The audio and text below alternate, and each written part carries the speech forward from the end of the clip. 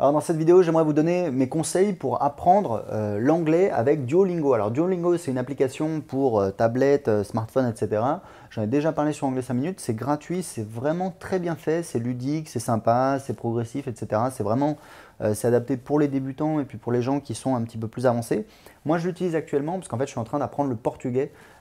Si vous le savez, si vous me suivez, vous le savez, j'ai déjà appris l'anglais.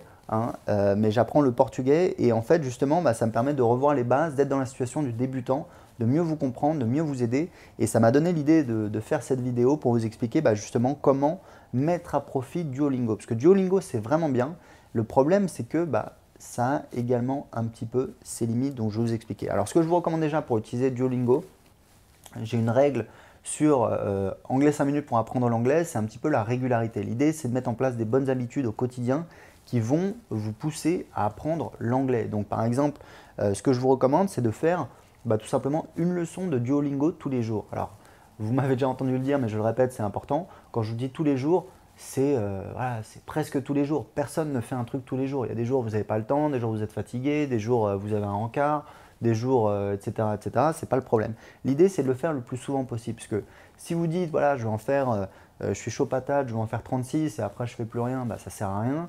Et puis, si vous commencez à laisser filer un jour, une semaine, 2 semaines, un mois, de toute façon, vous laissez tomber. Donc l'idée, c'est une règle simple. Moi, c'est ce que je fais pour apprendre le portugais. Tous les jours, je fais une leçon sur Duolingo. Le problème, c'est que Duolingo, c'est bien, mais ça a aussi un petit peu ses limites. Donc ce que je vous recommande, première chose, j'en parle souvent sur Anglais 5 minutes, c'est la grammaire. Le truc, c'est que la grammaire, c'est l'ossature d'un langage. Donc moi, je veux bien, on peut apprendre une langue sans apprendre la grammaire. Le problème, c'est que vous allez être limité. Après, ça dépend quels sont vos objectifs. Si vous voulez juste être capable d'aller dans un pays anglophone et puis voilà, de vous faire comprendre, de trouver votre chemin, etc., pas de souci, vous n'êtes pas obligé d'insister sur la grammaire. Mais si vous êtes, si vous êtes assez ambitieux, que vous voulez éventuellement peut-être trouver du travail à l'étranger, moi j'ai cherché du travail en Australie, si vous voulez vous faire vraiment des amis, nouer des relations, etc., avec des gens qui sont anglophones et qui ne parlent pas forcément votre langue, qui ne parlent pas forcément français, le truc c'est que la grammaire, ça vous permet quand même d'avoir un minimum de crédibilité, de vous faire comprendre. Parce que imaginez quelqu'un qui débarque, qui vous dit voilà, moi, chercher travail, vous dites ouais, très bien, mais bon, là, pour le poste de comptable, on va plutôt prendre un mec qui sait parler français. Par contre, pour faire la plonge, je pense que ça peut suffire. Donc, voilà, je pense que la grammaire, c'est vraiment, vraiment important.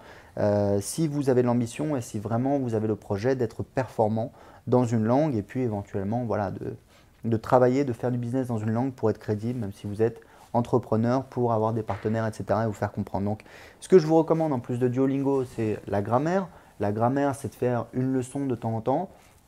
Si vous faites 2 leçons par semaine, c'est très bien. Il y a un livre que je recommande tout le temps qui s'appelle English Grammar and Use de Raymond Murphy, je crois, qui est le livre sur lequel j'ai appris la grammaire anglaise et qui est vraiment très très chouette, très très bien, progressif, etc. Alors il y en a peut-être d'autres, mais celui-là il est très très bien, c'est celui que je recommande.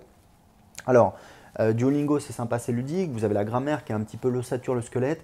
Ce qui vous manque après, c'est un petit peu, c'est le fait d'avoir de l'anglais qui rentre dans votre tête tous les jours. Et je ne parle pas de l'anglais Duolingo, juste une phrase générée de manière synthétique.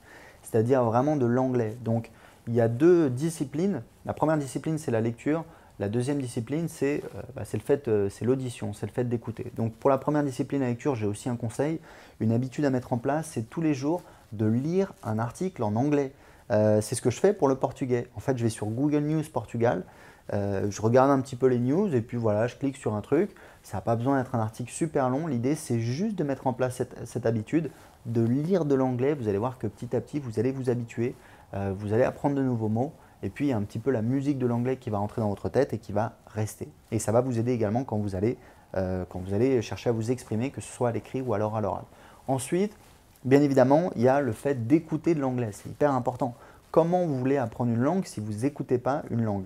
Heureusement, il y a plein de techniques qui existent. Il y a par exemple le fait d'écouter de la musique en anglais. Vous pouvez chercher les paroles. Vous pouvez regarder des séries, des films en anglais. J'en ai déjà parlé sur Anglais 5 minutes, il n'y a pas de souci. J'ai même fait une liste de 50 séries télé pour apprendre l'anglais. C'est une liste d'ailleurs qui a été reprise par le site de l'Express. Donc voilà, il y a plein de conseils comme ça. Duolingo, c'est parce qu'en fait le truc c'est que comme moi j'apprends le portugais, voilà, je suis vraiment débutant. Voilà, j'ai pas l'habitude.